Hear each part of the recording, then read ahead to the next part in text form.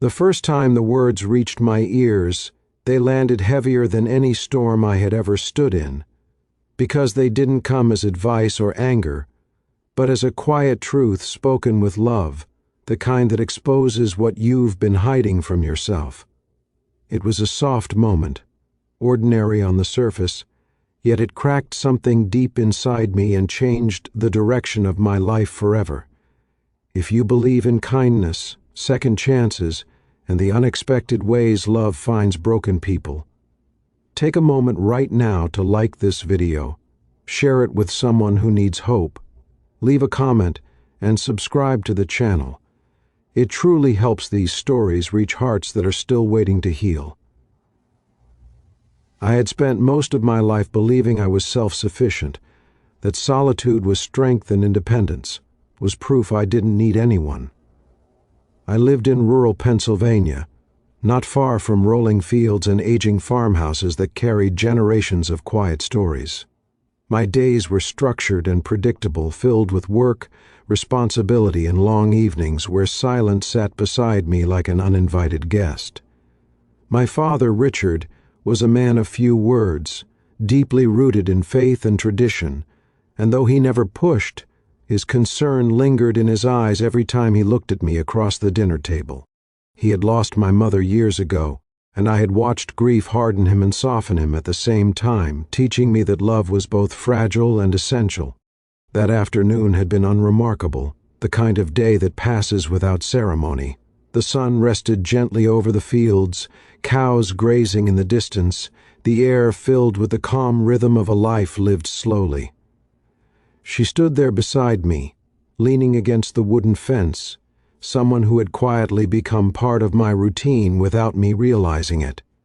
Her name was Hannah, a woman with tired eyes and a resilient smile, the kind shaped by responsibility and loss rather than ease. She had come into my life through circumstance, not romance, and stayed through mutual understanding. She was a single mother, doing her best to rebuild after a past that had taken more than it gave. Hannah's presence had never felt intrusive.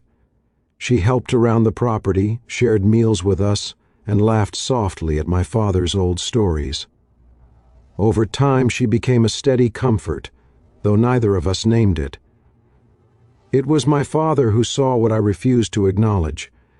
His words that day, passed along gently through Hannah, carried the weight of his wisdom.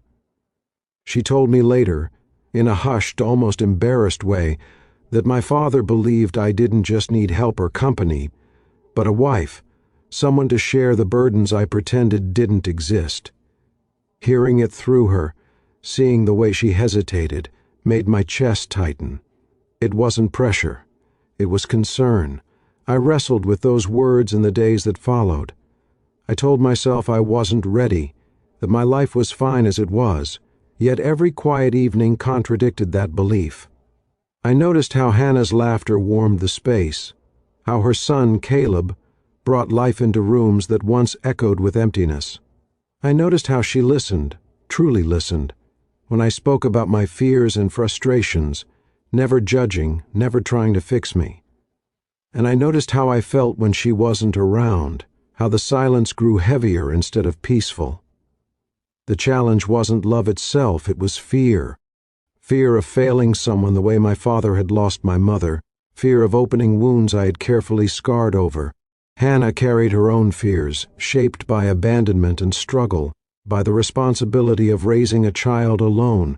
We were two people guarding our hearts, standing close enough to feel each other's warmth, but afraid to step fully into the fire. Change didn't come in a dramatic rush. It came quietly, through small moments of trust. Shared breakfasts turned into shared plans. Long walks became conversations about faith, loss, and hope. My father watched from a distance, never interfering, his faith in timing stronger than his desire to intervene. The farm, once just land and labor, began to feel like a home again, alive with purpose beyond survival. One evening, as the sun dipped low and painted the sky with soft gold, I finally allowed myself to acknowledge what had been growing between us. It wasn't sudden passion or grand declarations. It was certainty, the kind that settles into your bones and tells you this is where you belong. Hannah stood there, hands folded, uncertainty flickering across her face, and I realized she was waiting not for promises, but for reassurance that she and her son were safe, wanted, chosen. What I offered wasn't perfection or guarantees. It was presence, it was commitment. It was the understanding that love isn't about filling emptiness, but sharing fullness and brokenness alike. When I told her she didn't need to keep looking for somewhere to land, that she could stay and build a life with me, it felt like stepping into faith itself. Not blind faith, but the kind grounded in shared values and mutual respect. From that moment on, life didn't become easier, but it became richer. There were challenges, adjustments, and moments of doubt. Yet there was also laughter echoing through the house again, prayers spoken together, and a sense of purpose that extended beyond individual needs. My father's health declined not long after, but his spirit remained strong. He saw what had grown from his quiet concern, and in his final days, his peace was evident. He knew the farm, and my heart were no longer empty. Hannah flourished in ways that surprised even her. With support and stability, she rediscovered parts of herself long buried beneath survival. Caleb found a father figure who showed up not out of obligation but out of love, and I found that opening my heart hadn't weakened me. It had strengthened every part of who I was. As you reach this moment in the story, if it has stirred something in you, memories, hope, or the courage to believe, again, please take a second to like the video and share it with someone who might need this reminder that love still finds a way. Your engagement keeps stories like this alive. Before the ending, I want to ask you something special. Please comment below and tell us whether you believe love is a choice, a feeling, or an act of faith. Your words matter more than you know. In the end, what stayed with me wasn't the sentence itself, but the truth behind it. Sometimes the people who love us see our needs before we do. Sometimes the bravest thing we can do is stop standing alone and allow someone to stay.